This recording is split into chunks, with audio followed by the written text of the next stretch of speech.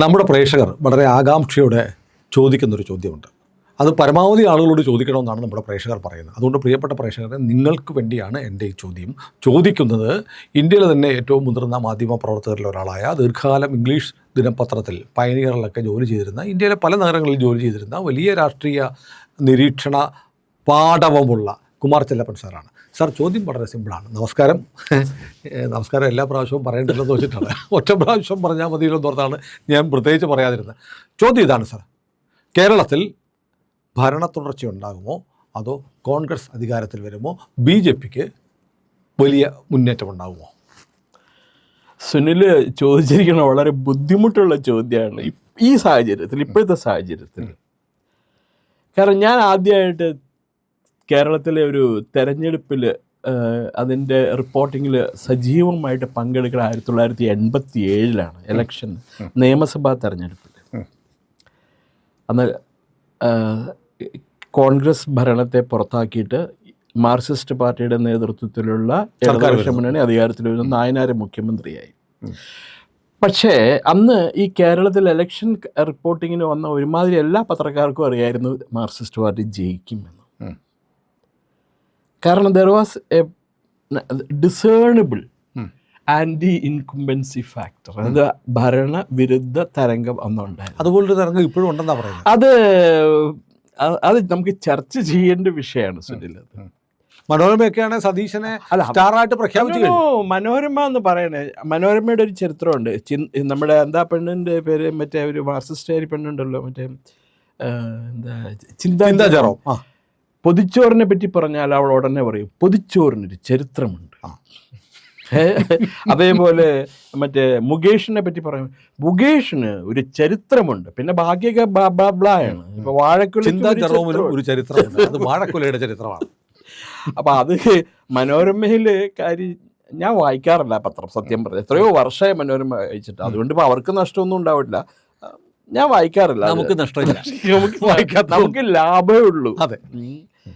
ഇപ്പോൾ അവരെ കുറിച്ചിട്ട് മറ്റേ ട്രാവൻകൂർ നാഷണൽ കൊയിലോൺ ബാങ്ക്, അതിന്റെ ചരിത്രമൊക്കെ സുനിലിന് അറിയാലോ. എൻ്റെ കയ്യിൽ പഴയ ലോട്ടറി ഒക്കെ അല്ലേ? അല്ലേ, ലോട്ടറി, ജയിൽവാസം ഒക്കെ നമുക്ക് വിശദമായി പിന്നിലേക്ക് സംസാരിക്കാം. അപ്പൊ ഇത് 91 കഴിഞ്ഞപ്പോൾ നിയമസഭാ തെരഞ്ഞെടുപ്പിൽ കരുണാകരനാണ് അധികാരത്തിൽ വന്നത്. 87-ലും 90 കണക്ക് തെറ്റിയല്ലേ? അന്ന് യഥാർത്ഥത്തിൽ ആ ഗവൺമെന്റ് അന്ന് ജയിക്കേണ്ടിയിരുന്ന മുന്നണി ഇടതുപക്ഷ മുന്നണിയാണ്. കാരണം 87 തൊട്ട് 91 വരെ ഭരിച്ചു അവർ. ആ ജില്ലാ കൗൺസിൽ തെരഞ്ഞെടുപ്പിൽ മറ്റേ മലപ്പുറം ജില്ല ഒഴികെ ബാക്കിയെല്ലാം 13 ജില്ലയും തൂത്തുവാരി, എല്ലാ അനുകൂല ഘടകം അവർക്കുണ്ടായിരുന്നു. ഒരു അഴിമതി ആരോപണം പോലും അവർക്കെതിരെ ഉണ്ടായിരുന്നില്ല. അതൊക്കെ കാര്യം എനിക്ക് മാർക്സിസ്റ്റുകാരെ ഇഷ്ടമല്ല, തീരെ ഇഷ്ടമല്ല, ഉള്ള കാര്യം പറയണല്ലോ. ഈ നായനാരുടെ വിഡ്ഢിത്തരം വിളിച്ച് പറയണ ഇതൊക്കെയാണെങ്കിൽ കൂടി അന്ന് ആ ഗവൺമെന്റ് വളരെ ക്ലീൻ ഗവൺമെന്റ് ആയിരുന്നു. അവർക്കെതിരെ ഒരു അഴിമതി ആരോപണം ഉന്നയിക്കാൻ ആർക്കും സാധിച്ചിരുന്നില്ല. പിന്നെ 96 കോൺഗ്രസ്സുകാർ കുളമാക്കിയിട്ടിട്ട് കരുണാകരനെ മാറ്റി ആന്റണിയെ കൊണ്ടുവന്നു. ആന്റണി വെറുപ്പിക്കാവുന്നവരൊക്കെ വെറുപ്പിച്ചു. പിന്നെ അത് കഴിഞ്ഞ് മുസ്ലിം ലീഗ് ഭരണം എന്താ പറയണത്തിൽ പിടിമുറുക്കി. അങ്ങനെയൊക്കെ വന്നു കഴിഞ്ഞപ്പോൾ 96 വീണ്ടും നായനാർ അധികാരത്തിൽ വന്നു. അധികാരത്തിൽ വരിക മാത്രമല്ല, 2001 മറ്റേ നിയമസഭാ തെരഞ്ഞെടുപ്പിൽ വീണ്ടും എന്താ പറയണ ആന്റണി തന്നെ അധികാരത്തിൽ വന്നു എന്നാണ് എൻ്റെ ഓർമ്മ, അല്ലേ?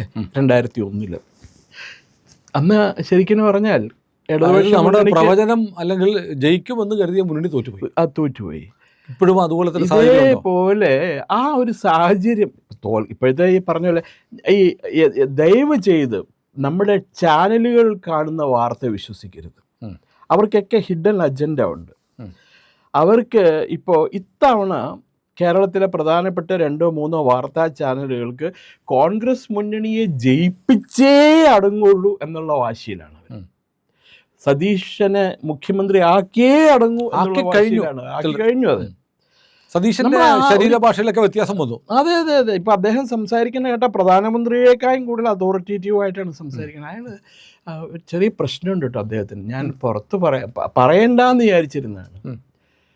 ഒരു പ്രതിപക്ഷ നേതാവ് എന്നുള്ള രീതിയിൽ അദ്ദേഹം പലപ്പോഴും പിണറായി വിജയന് സുനിലിന് ഇഷ്ടമുണ്ടെങ്കിൽ ഇഷ്ടമില്ലെങ്കിലും കൊള്ളി ഒരു പെരുമാറ്റത്തിലൊക്കെ ഒരു പക്വതയുണ്ട് അല്ലേ പിണറായി വിജയന്. മോശമായിരിക്കും ആള്, അഴിമതിയോ എന്തെങ്കിലും എന്തെങ്കിലും ആയിക്കട്ടെ, മക്കളും മരുമക്കളും ഒക്കെ ആയിട്ട് അദ്ദേഹത്തിന് ഉണ്ട്. അത് പോട്ടെ. ഈ നമ്മുടെ സതീശൻ രാഷ്ട്രീയത്തിൽ എത്രയോ വർഷങ്ങൾക്ക് മുമ്പ് ഈ പിണറായി വിജയൻ MLA ആയി, മന്ത്രിയായി, ചില നല്ല കാര്യങ്ങളൊക്കെ ചെയ്തിട്ടുണ്ട്. 96 അദ്ദേഹം നായനാര് മുഖ്യമന്ത്രിയായി കഴിഞ്ഞപ്പോൾ വൈദ്യുതി മന്ത്രിയായിരുന്നു. 3 മാസം കൊണ്ടാണ് കേരളത്തിലെ വൈദ്യുതി ക്ഷാമം അദ്ദേഹം പരിഹരിച്ച് പവർ കട്ടില്ലാതാക്കിയ. സമ്മതിച്ചേ പറ്റുള്ളൂ ഇതൊക്കെയാണെങ്കിലും. അന്നും അദ്ദേഹത്തിന് ഭയങ്കര മുൻചുണ്ടിയും ദേഷ്യവും ഇതൊക്കെ. സമയത്താണ് ലാവ്ലിൻ കേസ് ഉണ്ടാവുന്നത്. അതെ അതൊക്കെ പോട്ടെ. അതെ ലാവ്ലിൻ, പക്ഷെ ഇന്നും ലാവ്ലിൻ കേസ് ഒരു അന്തോ കുന്തോ ഇല്ലാന്ന് ഇങ്ങനെ പോയിക്കൊണ്ടിരിക്കുകയല്ല. അതിനെപ്പറ്റി പലരും പുസ്തകം എഴുതുകയൊക്കെ ചെയ്തു. ഒന്നും എത്തിയിട്ടില്ല. ഇപ്പോഴും പറഞ്ഞ പോലെ ഇന്ത്യ കണ്ടിട്ടുള്ള ഒരു വിഖ്യാത നിയമജ്ഞനായ UV ലളിത് ചീഫ് ജസ്റ്റിസ് ആയിട്ട് കൂടി ആ കേസിന് പ്രശ്ന പരിഹാരം കാണാൻ പറ്റിയില്ല. അല്ല, ഇപ്പോഴത്തെ ആവശ്യക്കാരൻ CBI ആണ്. CBI അത് പ്രസ് ചെയ്യുന്നില്ല എന്നാണ് പൊതുവിൽ പറയപ്പെടുന്നത്. വേറൊന്ന് ഞാൻ കേട്ടതും അദ്ദേഹത്തിൻ്റെ മുഖ്യമന്ത്രിയുടെ ഒരു വിശ്വസ്തൻ അതുമായിട്ട് ബന്ധപ്പെട്ട ഫയലുകൾ മുഴുവൻ കത്തിച്ചു കളഞ്ഞു കേൾക്കുന്നുണ്ട്. അതിലും പിന്നെ അകത്ത് പോകേണ്ടിയിരുന്ന ഒരാളും കൂടി ഉണ്ട്. അയാളിപ്പോൾ ഇല്ല, അവിടെ ജീവിച്ചിരിക്കണില്ല. സർദാർജി, നമ്മുടെ ഹർകിഷൻ സിംഗ് സൂർജിത്ത്.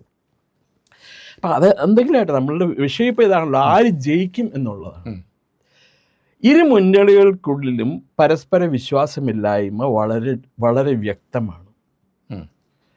ഇപ്പോൾ കുറച്ച് ദിവസം മുമ്പ് വരെ KM മാണിയുടെ മകൻ ജോസ് മാണി മുന്നണി വിട്ട് വലതുപക്ഷ മുന്നണിയിൽ പോവോ എന്നുള്ളതിനെ കുറിച്ചിട്ടായിരുന്നു ചർച്ച മുഴുവനും. അപ്പം ഇന്നിപ്പോൾ ആരോ ഒരു പത്രത്തിൽ കണ്ടു, അയാൾ മറ്റേ UDF നേതാക്കന്മാരുമായിട്ട് മുന്നണി മാറ്റം സംബന്ധിച്ച് ചർച്ച നടത്തിയിരുന്നു എന്നാണ് ഇന്നത്തെ പത്രത്തിൽ. ഞാനത് ഹെഡ്ലൈൻ മാത്രമേ കണ്ടുള്ളൂ, വായിച്ചില്ല. പിന്നെ RJD വീരേന്ദ്രകുമാറിന്റെ അതൊരു വലിയ തമാശയാണ്. രാഷ്ട്രീയ ജോക്കേഴ്സ് ദൾ എന്നാണ് അതിനെ എല്ലാ പാർട്ടിക്കാരും രാഷ്ട്രീയ ജോക്കേഴ്സ് ദൾ. അത് കൊള്ളാം, ഞാൻ ആദ്യം കേൾക്കുക ഇത്. അപ്പോൾ അതിപ്പോൾ അയാൾ ഇടതുപക്ഷ മുന്നണിയിൽ നിന്നാലും മറ്റേ കോൺഗ്രസ് മുന്നണിയിൽ പോയാലും ഫലം ഒന്ന് തന്നെയാണ്. ഡൽഹി പോയാൽ എല്ലാവരും ഒന്നല്ലേ. ഈ പാലക്കാട് മറ്റേ വാളയാർ കഴിഞ്ഞാൽ പിന്നെ കോൺഗ്രസും ഇല്ല, CPM ഇല്ല, എല്ലാം ഒന്ന് തന്നെയാണ്. എല്ലാം ഇന്ത്യ മുന്നണി. അതെ, ഇന്ത്യ മുന്നണിയാണ്. അപ്പോൾ അവർ നിൽക്കും, അവരെങ്ങും പോവില്ല. പിന്നെ മുസ്ലിം ലീഗിനെയാണ് സൂക്ഷിക്കേണ്ടത്. മുസ്ലിം ലീഗിനെ സംബന്ധിച്ചിടത്തോളം കുഞ്ഞാലിക്കുട്ടിക്ക് മുഖ്യമന്ത്രിയാവാൻ നല്ലൊരു അവസരമാണിത്. ഒരു പിടുത്തം പിടിച്ചു കഴിഞ്ഞിട്ടുണ്ടെങ്കിൽ അവർ വിചാരിച്ച കോൺഗ്രസിനെ എവിടെയെങ്കിലുമൊക്കെ തോൽപ്പിക്കാൻ പറ്റും. കോൺഗ്രസിനേക്കാൾ കൂടുതൽ സീറ്റ് ലീഗിന് കിട്ടും. അത് മാത്രമല്ല, അങ്ങ് ഡൽഹിയിലിരിക്കുന്ന കോൺഗ്രസ് പാർട്ടിയുടെ ഉടമസ്ഥർക്ക് കുഞ്ഞാലിക്കുട്ടിയിലാണ് കൂടുതൽ വിശ്വാസം. കാരണമുണ്ട്, മോനും മോക്കും ഉത്തരേന്ത്യയിൽ നിൽക്കാൻ സാഹചര്യം ഇല്ലാണ്ടായി വന്നാൽ കേരളത്തിൽ നിന്ന് ജയിപ്പിച്ച് കയറ്റാൻ പറ്റിയ വിശ്വസ്തതയുള്ള അവരുടെ രാഷ്ട്രീയ പ്രസ്ഥാനം എന്ന് പറയുന്നത് മുസ്ലിം ലീഗാണ്. അതിന് മുസ്ലിംകൾക്ക് ഒരു പ്രത്യേകത ഉണ്ട്. അവരെപ്പോഴും അവർ ശക്തിയെ വിശ്വസിക്കുന്ന ഒരു കാര്യമുണ്ട്. ജവഹർലാൽ നെഹ്റുവും പിന്നെ ഇന്ദിരാഗാന്ധിയൊക്കെ മുസ്ലിങ്ങളാണെന്ന് അവർ ശക്തിയായിട്ട് വിശ്വസിക്കും. പുറത്ത് പറയാറില്ല. കുറച്ച് കാര്യമല്ല, ഫുള്ളായിട്ടുണ്ട്. ആ ഗിയാസുദ്ദീൻ ഖാൻ എന്ന് പറയുന്ന ആളല്ലേ ഗംഗാധർ. കഥയൊന്നും എനിക്ക് വിശദമായിട്ട് പറഞ്ഞു തരണേ. ഇപ്പൊ പറയണോ?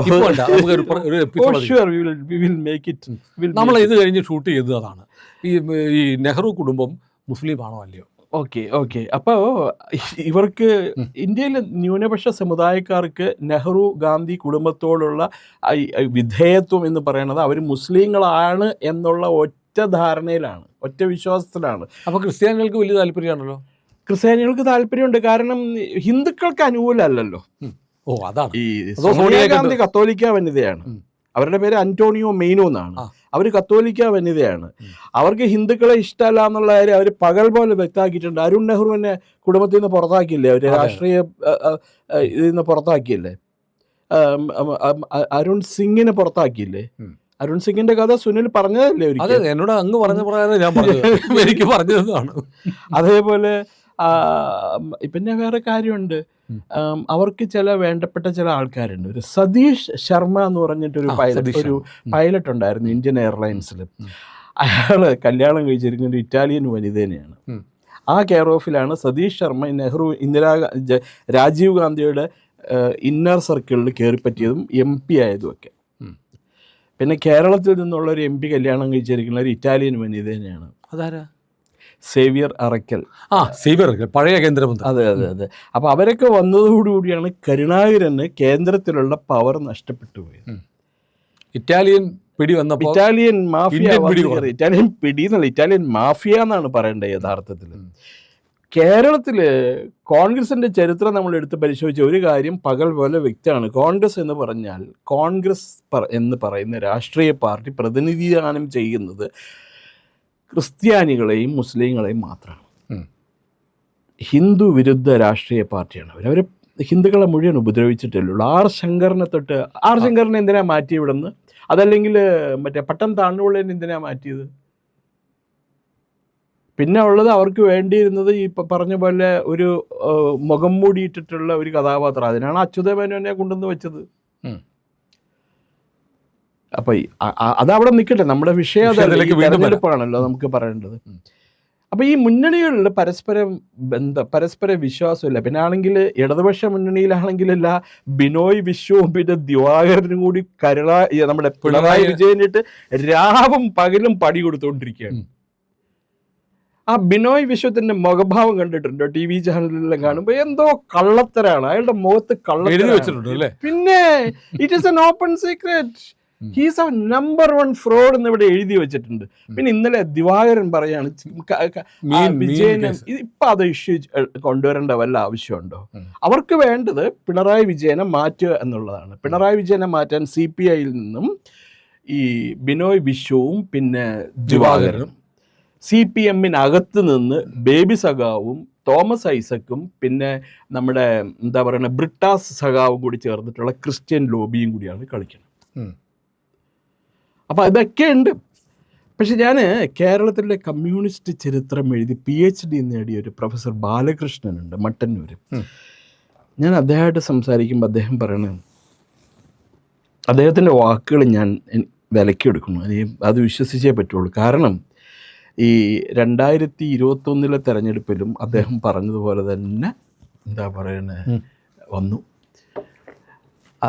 കമ്മ്യൂണിസ്റ്റ് പ്രസ്ഥാനത്തെ നന്നായിട്ട് അറിയാവുന്ന ആളൊക്കെ അദ്ദേഹത്തിന്, കേരളത്തിലെ പാർട്ടി. അപ്പം അദ്ദേഹം പറയണത് എന്താണെന്ന് വെച്ചിട്ടുണ്ടെങ്കിൽ, കമ്മ്യൂണിസ്റ്റ് പാർട്ടിയിൽ നമ്മൾ കാണുന്ന കുറേ നേതാക്കന്മാരല്ല, വേറെ കുറേ ആൾക്കാരുണ്ട് ഒരു മിഡിൽ ലെവലിൽ.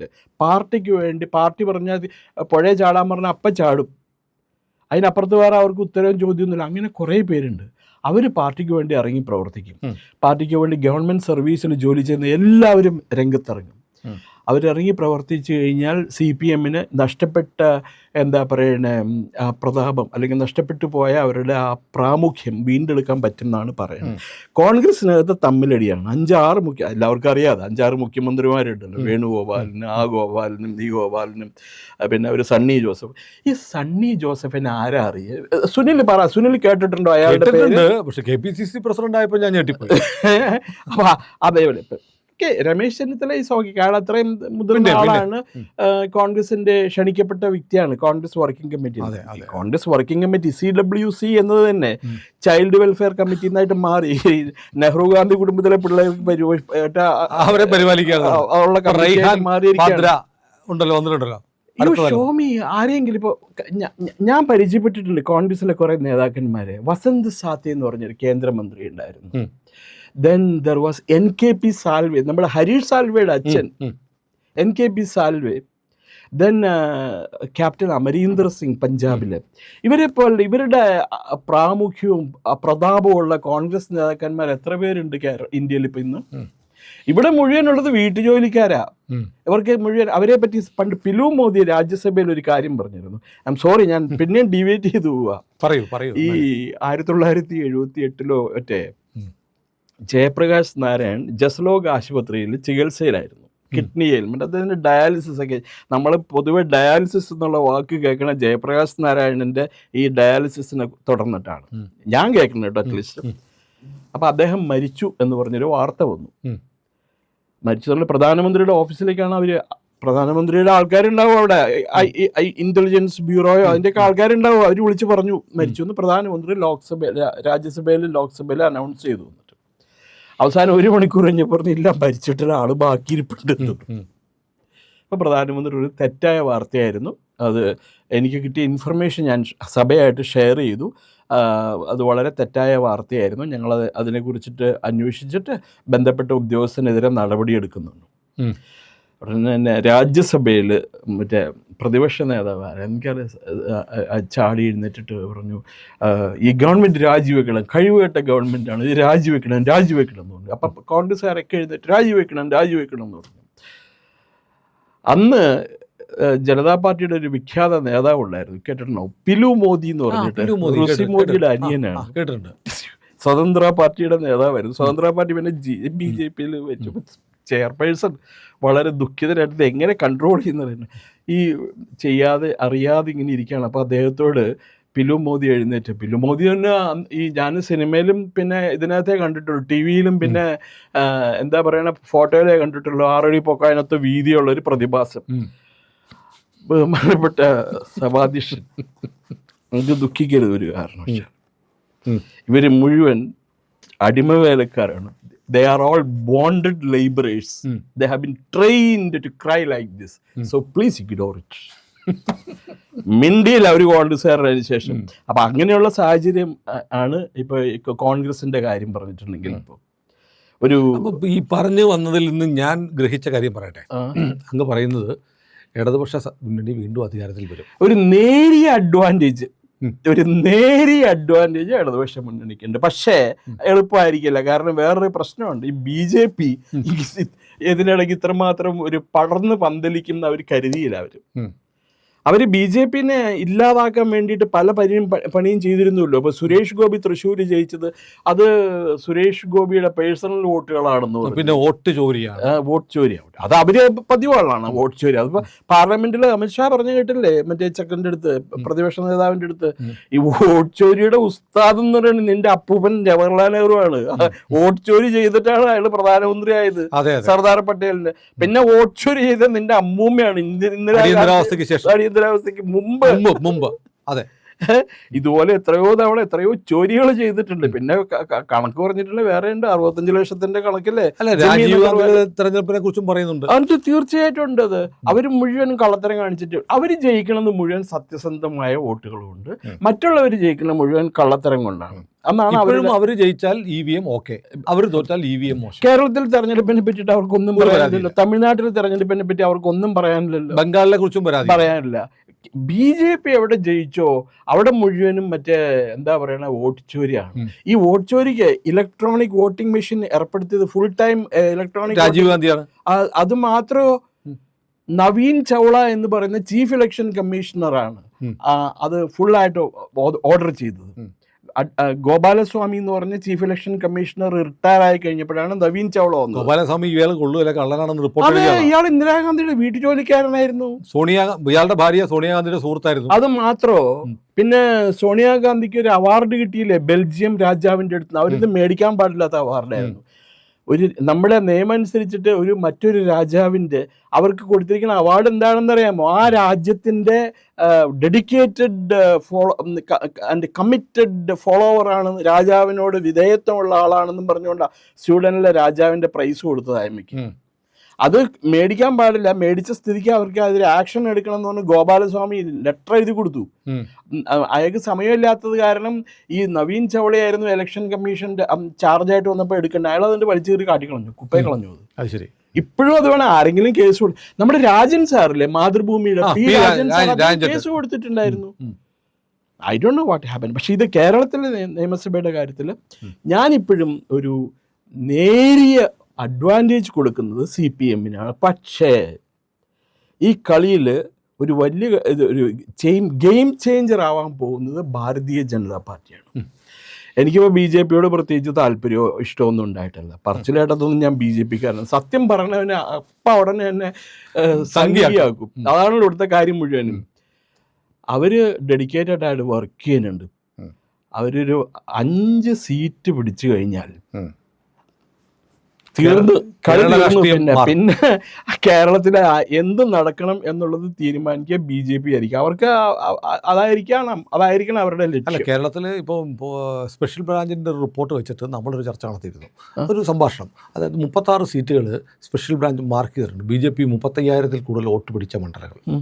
അവിടെ അതിൽ 20 സീറ്റുകൾ BJPക്ക് ജയിക്കാൻ പറ്റുന്ന സീറ്റുകളാണ് എന്നാണ് പറയുന്നത്. ബാക്കിയുള്ള 36 ശ്രമിച്ചാൽ ജയിക്കാം, പക്ഷെ 20 സീറ്റ് ഉറപ്പായിട്ടും BJPക്ക് ജയിക്കാൻ പറ്റുന്ന സാഹചര്യമുണ്ട് എന്ന് പറയുന്നു. Let's be conservative. നമ്മൾ ഒരു കൺസർവേറ്റീവ് എസ്റ്റിമേഷൻ മതി. 20 സീറ്റ് ജയിക്കും എന്ന് വിചാരിക്കണം. പക്ഷെ എന്നാൽ ഞാൻ മാക്സിമം 5 സീറ്റേ ഞാൻ പ്രതീക്ഷിക്കുന്നുള്ളൂ. 5 സീറ്റ് ജയിച്ചാൽ അതൊരു വലിയ അച്ചീവ്മെൻറ്റാണ് BJPയെ സംബന്ധിച്ചിടത്തോളം കേരളത്തിൽ. പക്ഷെ അതുകൊണ്ടാണ് BJPക്കെതിരെ ഇപ്പോൾ ശ്രീലേഖ ഡൽഹിക്ക് ട്രെയിനിൽ പോയില്ല എന്നും പറഞ്ഞുകൊണ്ട് വലിയ വാർത്ത ഉണ്ടാക്കി കൊടുക്കുന്നുണ്ട്. ഇതൊക്കെ പ്ലാൻഡ് ഹിഡൻ അജണ്ട വെച്ചിട്ടാണ്. അവർ ഒരു സംസ്ഥാന പോലീസിൻ്റെ ഡയറക്ടർ ജനറലായിരുന്നു. 3 ദിവസം അവരെ കൊണ്ട് ട്രെയിനിൽ യാത്ര ചെയ്യാൻ പറ്റുമോ ഈ പ്രായത്തിൽ? ഷീസ് ഓക്കെ, നല്ല സുന്ദരി, ആരോഗ്യ പ്രശ്നം, എന്നാലും അവർക്ക് 100 കൂട്ടം ജോലി ഉണ്ടാവില്ലേ? 3 ദിവസം ടോട്ടലി കട്ട് ഓഫ് ആയിട്ട് ട്രെയിനിൽ യാത്ര ചെയ്യാൻ അവർക്ക് പറ്റുന്ന എനിക്ക് തോന്നുന്നില്ല. അവർക്ക് വേറെ അവർ നാഷണൽ പോലീസ് കമ്മീഷനോ നാഷണൽ വിമൻസ് കമ്മീഷനിൽ എന്തൊക്കെയോ എക്സ്പേർട്ട് കമ്മിറ്റി മെമ്പറോ ഇതൊക്കെയാണ്. അവർക്ക് എപ്പോഴും അവർ അവൈലബിൾ ആയിരിക്കണം. ഈ ഡൽഹിയിലുള്ള ഉദ്യോഗസ്ഥന്മാരും മറ്റേ പാർട്ടി നേതാക്കന്മാരും വിളിച്ചു കഴിഞ്ഞിട്ടുണ്ടെങ്കിൽ അവർക്കിപ്പോൾ നാളെ രാവിലെയോ അല്ലെങ്കിൽ നാളെ ഫ്ലൈ ചെയ്ത് പോകാവുന്നേ ഉള്ളൂ. പ്രധാനമന്ത്രിയുടെ ഡിന്നർ അവർ മനഃപൂർവ്വം നിഷേധിക്കുകയാണെങ്കിൽ അതൊരു വാർത്തയായിരുന്നു. ഇത് അവരെ അപമാനിക്കാൻ വേണ്ടി മാത്രമാണ്. അവരുടെ വേർഷനേ അല്ല കൊടുക്കണം മുഴുവൻ. അവർ 100 വട്ടം അവർ ഫേസ്ബുക്കിൽ ശരിക്കും പറഞ്ഞാൽ ശ്രീലേഖയ്ക്ക് ഇത് ഇഗ്നോർ ചെയ്യാവുന്നതേ ഉള്ളൂ. ഇതൊക്കെ എല്ലാത്തിനും മറുപടി പറയാൻ പോരുതായിരുന്നു ശരിക്കും പറഞ്ഞിട്ടുണ്ടെങ്കിൽ. ഞാനത് ഒരിക്കൽ പറയണം അവർക്ക്. എനിക്ക് വളരെയധികം ആദരവുള്ള ഒരു ആദ്യത്തെ വനിതാ IPS ഉദ്യോഗസ്ഥ കേരളത്തിൽ. അവർ വളരെ ടഫ് ആൻഡ് എന്താ പറയണ ഇതായിട്ടുള്ളൊരു നല്ല പോലീസ് ഓഫീസർ ആയിരുന്നു. പിന്നെ തീർച്ചയായിട്ടും അവർക്ക് പോലീസ് മേധാവിയുടെ പൊസിഷൻ കിട്ടാതിരുന്നത്, ലോ ആൻഡ് ഓർഡർ കൊടുത്തില്ല, അത് വളരെ കഷ്ടമാണ്. പക്ഷേ നമ്മൾ പിന്നെയും തെരഞ്ഞെടുപ്പിലേക്ക് വരുമ്പോൾ തെരഞ്ഞെടുപ്പിൽ എന്താ പറയണ CPMന് ഇപ്പൊ കാണുന്നതല്ല റിസൾട്ട് വരാൻ പോകുന്നത്. അല്ലല്ല, ഇനിയിപ്പോൾ തെരഞ്ഞെടുപ്പ് ഡിക്ലെയർ ചെയ്യണം. തെരഞ്ഞെടുപ്പിൽ ഡിക്ലെയർ ചെയ്തിട്ട് ഇപ്പോൾ KM മാണിയുടെ മകൻ ഒരു ജാഥ നയിക്കുന്നുണ്ട്. എന്തുകൊണ്ടാണ്? വികസന മുന്നേറ്റ യാത്ര വന്നിട്ട്. ഇതുവരെ വികസന മുന്നേറ്റം അല്ലേ കഴിഞ്ഞ 10 വർഷമായിട്ട് നടത്തിക്കൊണ്ടിരുന്നത്. ഇനി ഇതിൽ കൂടുതൽ എന്ത് മുന്നേറ്റം? അപ്പം പറഞ്ഞു കേട്ടു, കഴിഞ്ഞ ദിവസം നമ്മുടെ ഗോവിന്ദൻ പറഞ്ഞു കേട്ടു 3 ലക്ഷം കോടി രൂപയുടെ ഇൻവെസ്റ്റ്മെൻ്റാണ് കേരളത്തിലേക്ക് വരാൻ പോകുന്നത്. അതിനെക്കുറിച്ചുള്ള ചർച്ച കഴിഞ്ഞു. ഒപ്പിടേണ്ട താമസം 3 ലക്ഷം കോടി രൂപയുടെ. അതിന് മുമ്പ് 2023 സുനിലിന് ഓർമ്മയുണ്ടോ, നമ്മുടെ ഒരു വ്യവസായ മന്ത്രി ഉണ്ടല്ലോ എറണാകുളത്തെ രാജീവൻ, അയാൾ പറഞ്ഞിട്ടുണ്ടായിരുന്നു ലംബോർജിനി എന്ന് പറഞ്ഞ കമ്പനി ഇന്ത്യയിൽ വരാൻ പോവാ. കേരളത്തിലാണ് 2023 പറഞ്ഞാണ്. പിന്നെ അയാൾ ലംബോർജിനി എന്നുള്ള വാക്കുകൾ ഉച്ചരിച്ചിട്ടില്ല. എന്താ സംഗതി എന്ന് വെച്ചിട്ടുണ്ടെങ്കിൽ ഈ ലംബോർജിനി എന്ന് പറഞ്ഞ കമ്പനിയുടെ ഉടമസ്ഥൻ്റെ മകനാണ് ഇവിടെ കേരളത്തിൽ വന്നത്, ഹോളിഡേയ്സിന് വന്നത്. ഹോളിഡേയ്സിന് വന്നപ്പോൾ ഈ മലപ്പുറത്തൊക്കെ കണ്ടുള്ള ഒരു ഉസ്മാൻ ഗോയ കണ്ടിട്ടാണ് അയാളുടെ മാനേജറോ ഇന്ത്യൻ ഏജൻറ്റോ ആയിട്ട് അയാളുമായിട്ട് വന്നപ്പോൾ കേരളത്തിൽ അയാൾ കൊണ്ട് ഇത് കേരളത്തിലെ വലിയ ആളാണ്, വ്യവസായ മന്ത്രിയാണ്, ആനയാണ്, ഇയാളെ ചർച്ച ചെയ്തു തോന്നുന്നു. അപ്പോൾ ഇയാൾ ഒന്ന് ചർച്ച ചെയ്ത് പത്രക്കാർ ചെന്ന് ചോദിച്ചപ്പോൾ we are going to make big time investment, കേരളത്തിൽ ഞങ്ങൾ വലിയ ഇൻവെസ്റ്റ്മെൻറ്റ് ഉണ്ടാക്കാൻ പോവുക, വാച്ച് നിർമ്മാണം, high end hotels, high end resorts, convention centres, ഇതൊക്കെ ഞങ്ങൾ നിർമ്മിക്കാൻ പോവുകയാണ്. 2023 കഴിഞ്ഞ് 24 കഴിഞ്ഞ് 25 കഴിഞ്ഞ് 26 ഇതുവരെ ലംബോർജിനി എന്നുള്ള വാക്ക് പിന്നെ രാജീവനും ജീവനും കൊണ്ട് രക്ഷപ്പെടും. അപ്പം അങ്ങനെയൊക്കെയുള്ള ചില പ്രശ്നങ്ങളുണ്ട്. പക്ഷെ എന്നാലും ഇതൊക്കെയാണെങ്കിൽ പിന്നെ വോട്ട് മോഷ്ടിക്കാനായിട്ട് CPMനെ തോൽപ്പിക്കാൻ വേറെ ആരും ഇല്ലല്ലോ ഈ നാട്ടിൽ. അപ്പം അങ്ങനെ ഒരു അനിശ്ചിതാവസ്ഥ ഉണ്ട്. അപ്പോൾ ഒരു കാര്യം ഉറപ്പാണ്, BJPക്ക് കുറേ സീറ്റുകൾ കിട്ടും. BJPക്ക് സീറ്റ് കിട്ടും, നോ ഡൗട്ട് അബൌട്ട് ദാറ്റ്. അത് 5 സീറ്റാണോ അങ്ങ് പറഞ്ഞ പോലെ 20 സീറ്റാണോ എന്നുള്ളതിൽ എനിക്ക് എന്താ പറയുന്ന അഭിപ്രായ വ്യത്യാസമുണ്ട്. BJPക്ക് 5 സീറ്റ് കിട്ടും തീർച്ചയായിട്ടും, ഡൗട്ട് അബൌട്ട് ദാറ്റ്. കേട്ട കാൻഡിഡേറ്റ്സിന്റെ പേര് കേട്ട് നമുക്കൊരു എന്താ പറയണ നല്ല പേരുകളാണ് പറയുന്നത് മുഴുവനും. ഇപ്പൊ ഉദാഹരണത്തിന് ഷോൺ ജോർജ്, PC ജോർജിന്റെ പാലായിൽ മത്സരിക്കുന്നു, PC ജോർജ് തന്നെ മത്സരിച്ചെന്നിരിക്കും, ജോർജ് പൂഞ്ഞാറിൽ മത്സരിക്കും. പിന്നെ നമ്മുടെ ഈ എന്താ RC രാജീവ് ചന്ദ്രശേഖർ അദ്ദേഹം മത്സരിക്കുക. പിന്നെ കുമ്മനം വി മുരളീധരന്റെ മത്സരം. അതെ.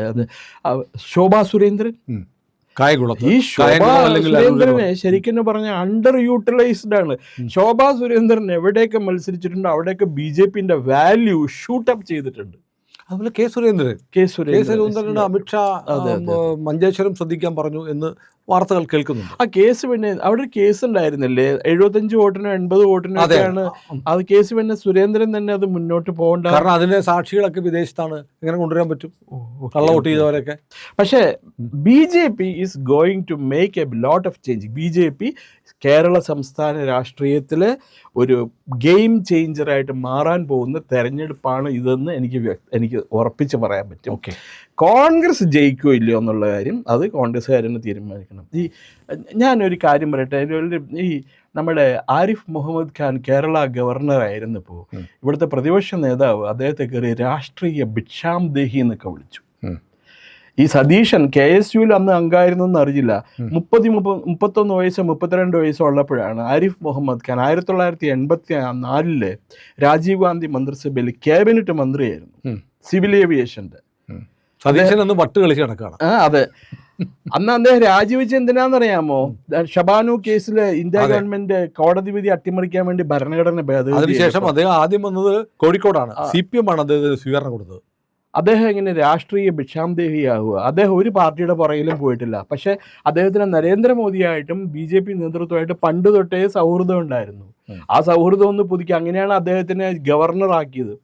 ഇവിടെ വന്ന് അദ്ദേഹം BJPനെ അനുകൂലിച്ചെന്തെങ്കിലും പറഞ്ഞിട്ടുണ്ടോ? എന്നിട്ടും അദ്ദേഹത്തെ അപമാനിച്ചു കണ്ണൂർ വെച്ചിട്ട്. ഒരു രാകേഷ് എന്ന് എന്തോറ്റെ പറഞ്ഞ ഒരു വിദ്വാൻ ഉണ്ടല്ലോ മാർക്സിസ്റ്റ് പാർട്ടിയുടെ അവിടുത്തെ, അയാളും പിന്നെ ഇർഫാൻ ഹബീബ് എന്ന് പറയുന്ന കള്ളൻ, നമ്പർ 1 കള്ളൻ, ചരിത്രകാരൻ എന്നുള്ള പേരിൽ നമ്മളെ പറ്റിക്കുന്ന ഒരു കള്ളനുണ്ട്, അയാളും കൂടി അദ്ദേഹത്തെ അപമാനിക്കുകയും ഭീഷണിപ്പെടുത്തുകയും ചെയ്തു. അപ്പോൾ ഈ സാഹചര്യങ്ങളൊക്കെ ഉണ്ട്.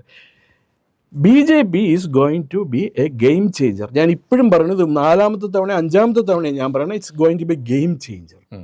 CPM നേരിയ അഡ്വാൻറ്റേജ് ഉണ്ട്, CPMന് നേരിയ അഡ്വാൻറ്റേജ്. കോൺഗ്രസിൻ്റെ കാര്യം എനിക്കറിയില്ല, കോൺഗ്രസിൽ എത്ര പേരുണ്ട്, ആരൊക്കെ കിട്ടിയാണ് പാര വയ്ക്കണേന്ന്. നല്ല കാര്യമായി കോൺഗ്രസിൽ. ഈ സതീശൻ ജയിച്ച് കാണാനായിട്ട് നമ്മുടെ രമേശ് ചെന്നിത്തലയ്ക്ക് ഇഷ്ടമുണ്ടാവും, KC വേണുഗോപാലിന്. അയ്യോ, അപ്പൊ അങ്ങനെയൊക്കെയുള്ള സാഹചര്യങ്ങളാണ് ഉള്ളത് കേരളത്തിലേക്ക്. ഏതായാലും തെരഞ്ഞെടുപ്പ് പ്രചാരണം ആരംഭിച്ചിട്ടുണ്ട്, സ്ഥാനാർത്ഥികൾ വന്നിട്ടില്ല. ഏതായാലും എനിക്ക് തോന്നുന്നത് അങ്ങയുടെ നിരീക്ഷണം ഏതാണ്ട് യാഥാർത്ഥ്യത്തോട് അടുത്ത് നിൽക്കുന്നതാണ്. കാരണം BJPക്ക് വലിയ മുന്നേറ്റം ഈ തെരഞ്ഞെടുപ്പിൽ ഉണ്ടാവുമെന്നുള്ളത് എല്ലാവരും സമ്മതിക്കുന്നുണ്ട്. പിന്നെ LDFനെ സംബന്ധിച്ച് CPM കേരളത്തിലെ ഏറ്റവും തന്ത്രപൂർവ്വം തെരഞ്ഞെടുപ്പ് എങ്ങനെ മെഷീനറി എങ്ങനെ ഉപയോഗിക്കണമെന്ന്, പാർട്ടി മെഷീനറി എങ്ങനെ ഉപയോഗിക്കണമെന്ന് CPMനെ കണ്ടാണ് പഠിക്കേണ്ടത്. അത് ബൂത്ത് തലം മുതൽ ഈ അട്ടിമറി നടത്താനുള്ള തലം വരെ CPMനെ കഴിഞ്ഞേ കേരളത്തിൽ പാർട്ടിയുള്ളൂ. അതെ അതെ. പിന്നെ വേറൊരു കാര്യമുണ്ട്, ഞാൻ പിണറായി വിജയനെ പിന്നെ സപ്പോർട്ട് ചെയ്യുകയാണെന്ന് സുനിൽ പറയരുത്. പിണറായി വിജയന് ഈ തെരഞ്ഞെടുപ്പ് കൈകാര്യം ചെയ്തുള്ള പരിചയം, എക്സ്പീരിയൻസ് കേരളത്തിലെ ഇപ്പോൾ ഏതെങ്കിലും കോൺഗ്രസ് നേതാവിനുണ്ടോ? ആർക്കുമില്ല. അപ്പോൾ ഇനി പോളിംഗ് ബൂത്തിൽ കാണാം.